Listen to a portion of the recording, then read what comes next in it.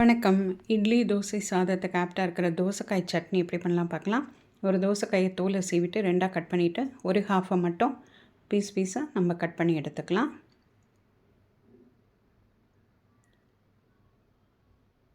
நாலு பச்சை மிளகாய், 4 தக்காளி அதையும் கட் பண்ணி வச்சிடலாம். ஒரு கைப்பிடி கொத்தமல்லி அதை நல்லா வாஷ் பண்ணிவிட்டு அதையும் கட் பண்ணிடலாம். இப்போ எல்லாம் கட் பண்ணி ரெடியாக இருக்குது. ஒரு பேன் அடுப்பில் வச்சு 2 டீஸ்பூன் எண்ணெய், பச்சை மிளகாயை சேர்த்துட்டு கலர் மாறுற வரைக்கும் வதக்கி எடுத்து வச்சிடலாம். தோசைக்காயை சேர்த்துட்டு 1/4 டீஸ்பூன் மஞ்சப்பொடி, 1/2 டீஸ்பூன் உப்பு, இதை 3லேருந்து 4 நிமிஷம் நல்லா சாட்டே பண்ணிடலாம்.